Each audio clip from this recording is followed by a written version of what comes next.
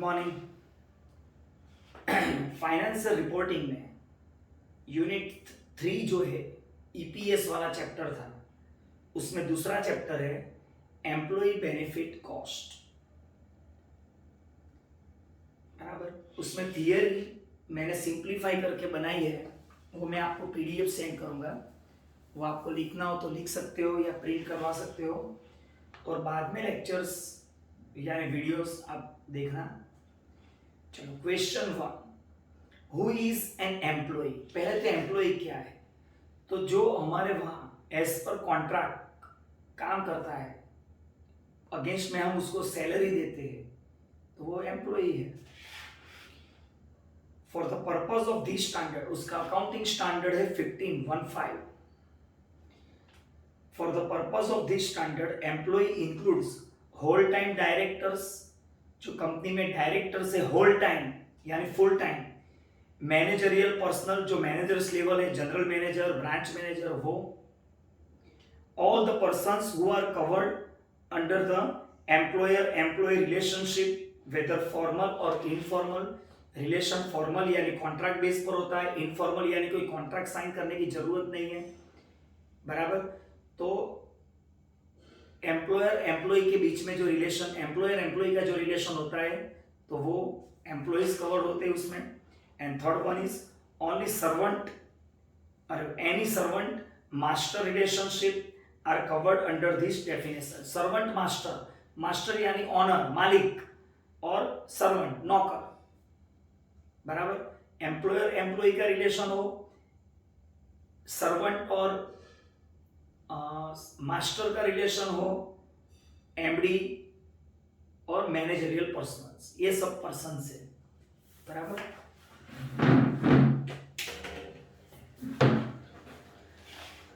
अब कॉन्ट्रैक्ट में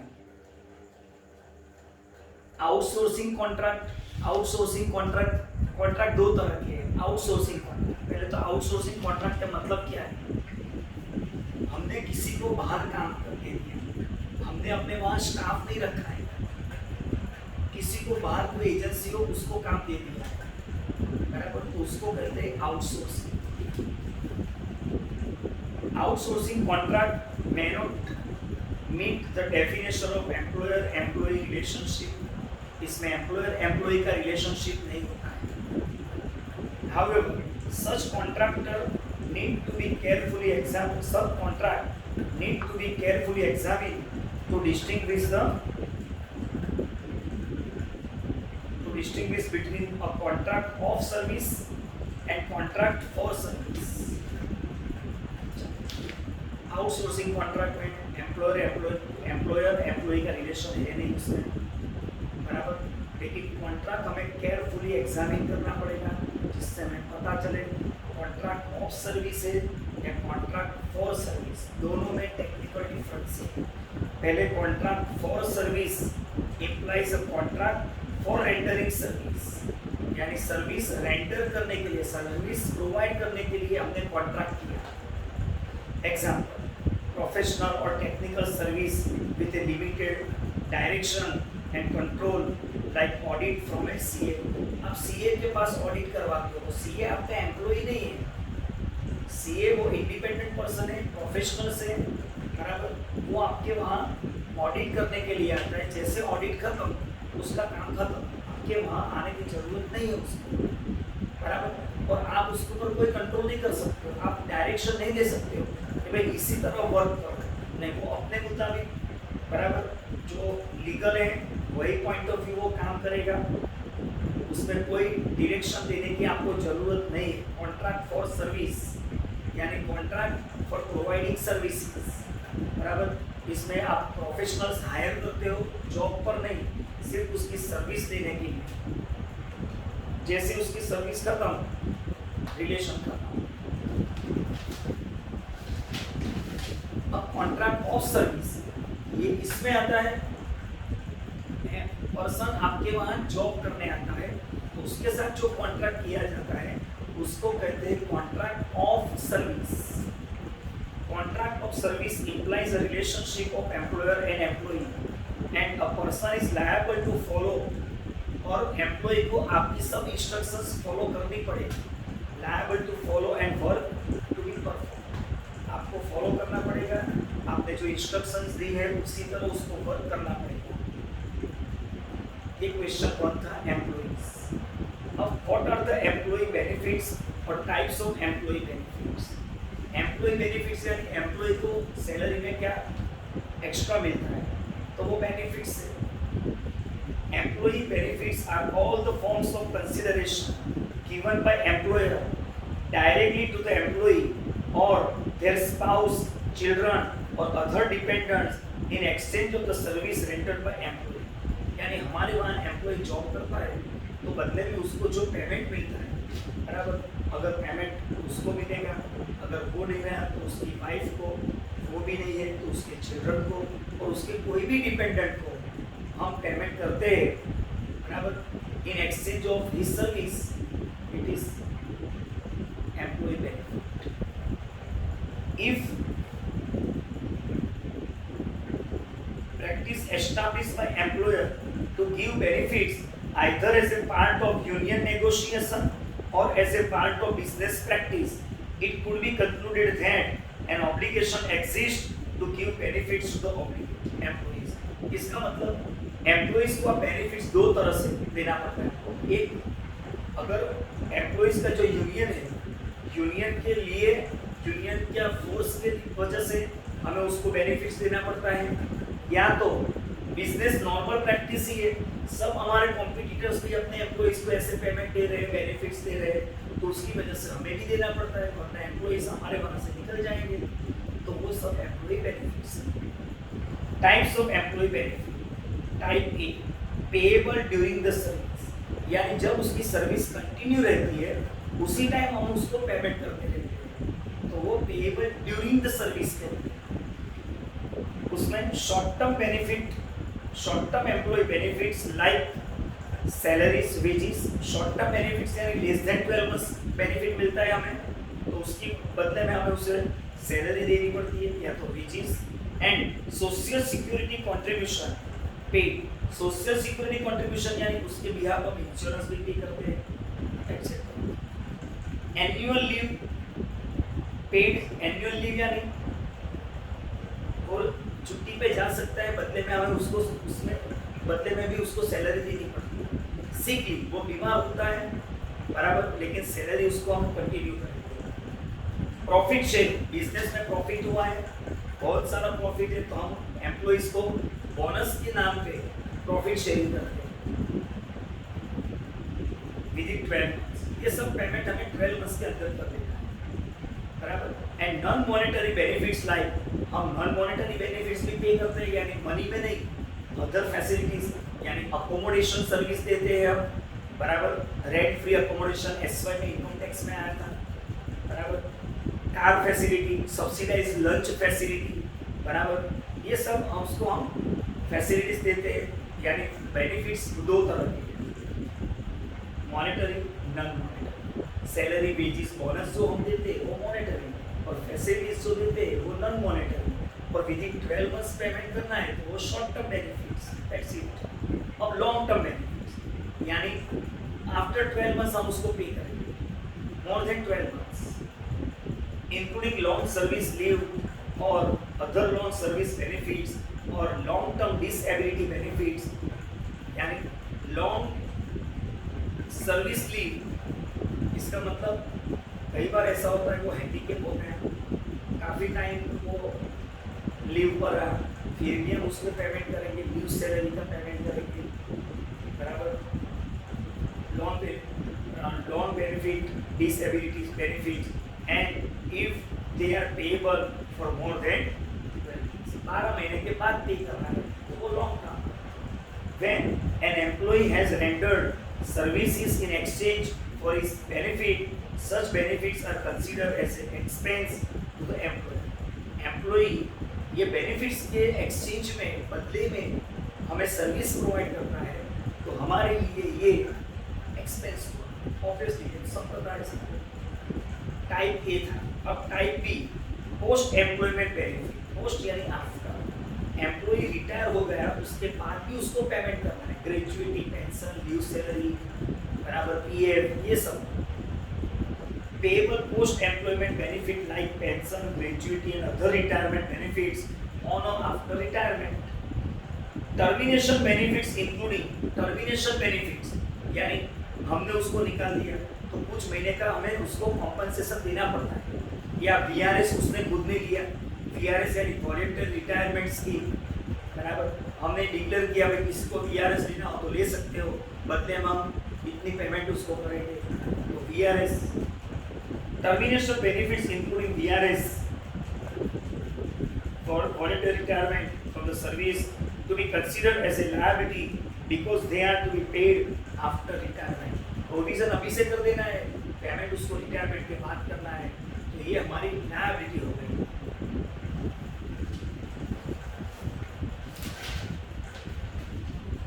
question number 3, applicable of accounting standard 15। Accounting standard 15 कहाँ एप्लीकेबल है? तो पहला point, it is applicable to level 1 entities in the full,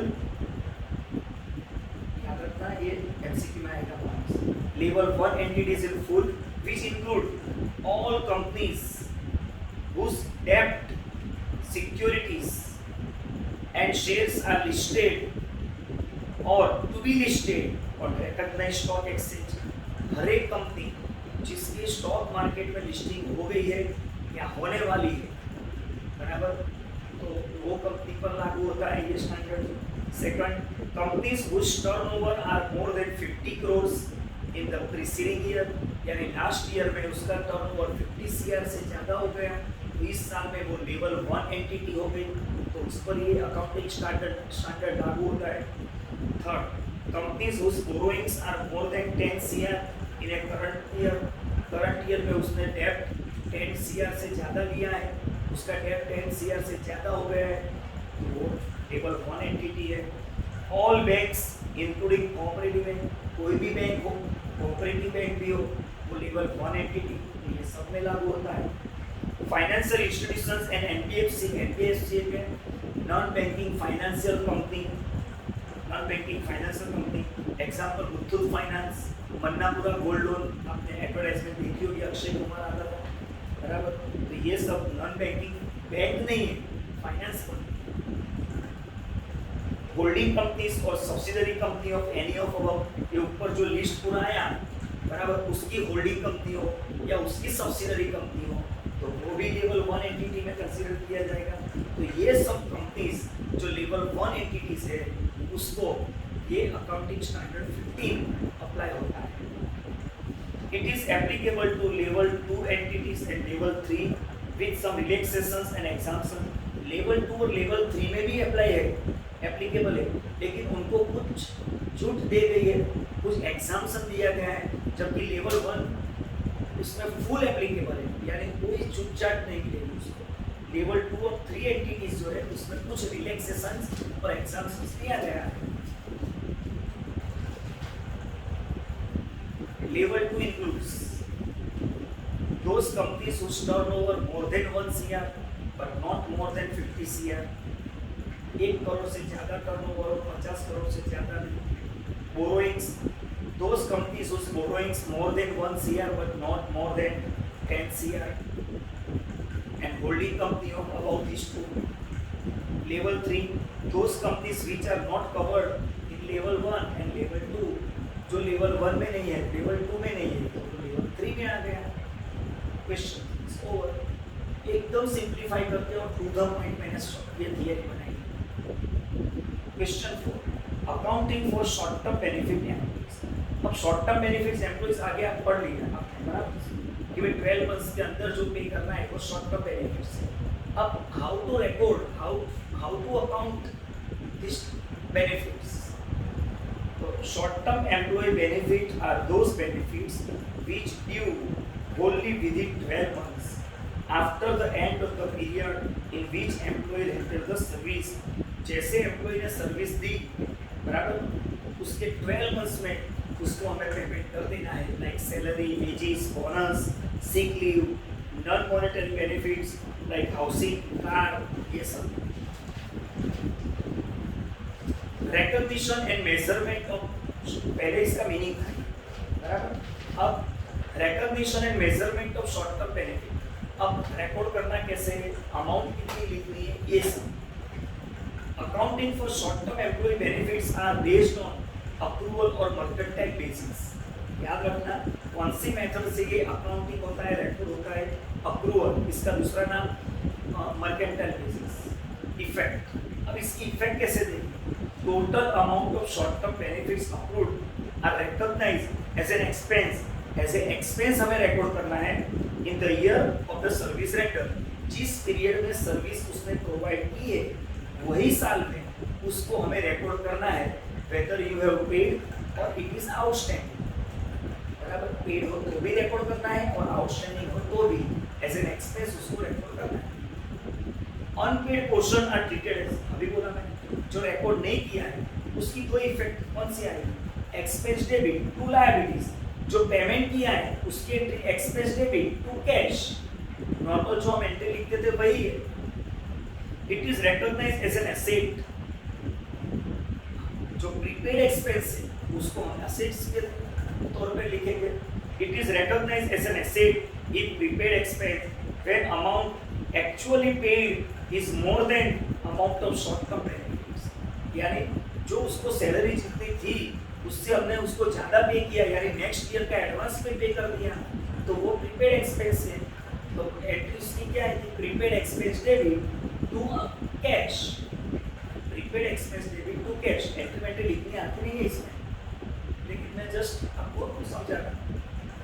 अब इसकी notes, all the short term benefits are to be recognised on undiscounted basis.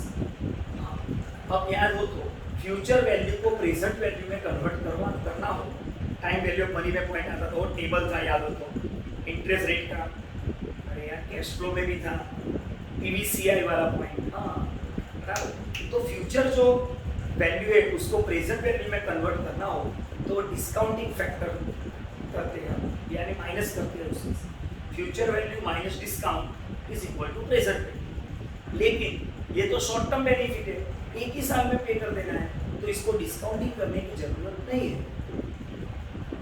Any expense capitalized as a part of assets under AS 10 or AS 26 will not be charged to P&L। अगर कोई expense किया है लेकिन वो हमने capitalise किया है, बराबर, AS 10 यानी फिक्स असेट्स, AS 26 यानी वो फिक्स असेट्स क्या था देख लेना, बराबर, तो वो P&L में नहीं लिखते। अगर एसेट आपने एसेट्स के तौर पर लिखी है तो बैलेंस शीट में असेट्स में आएगा, P&L में एक्सपेंस करते, एक्सपेंस एज ए एक्सपेंस नहीं लिख सकते। और शॉर्ट टर्म कॉम्पेंसेटेड एब्सेंसेस, अब मेन पॉइंट स्टार्ट।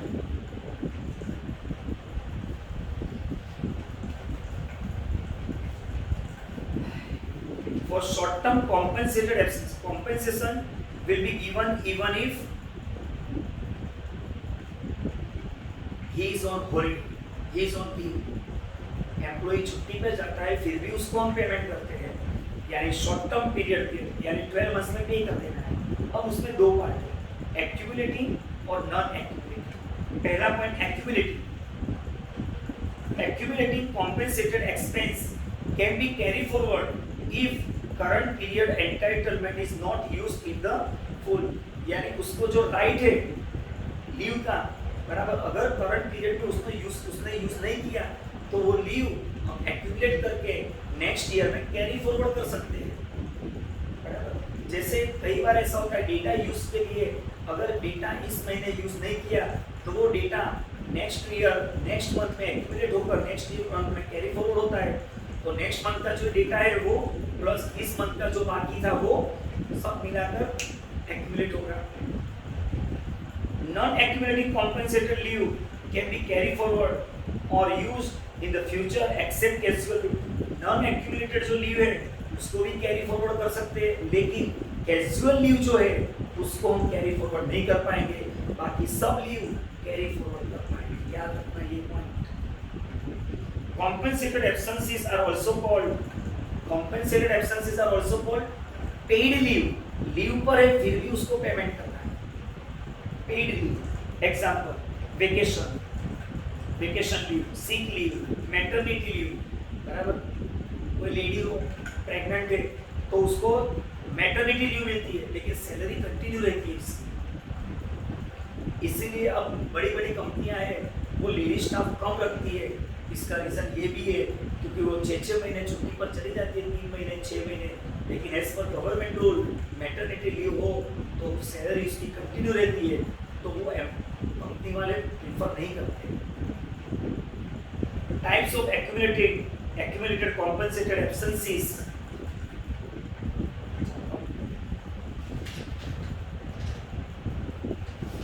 वो नेक्स्ट लेक्चर में अभी करवाऊंगा मैं, ठीक है।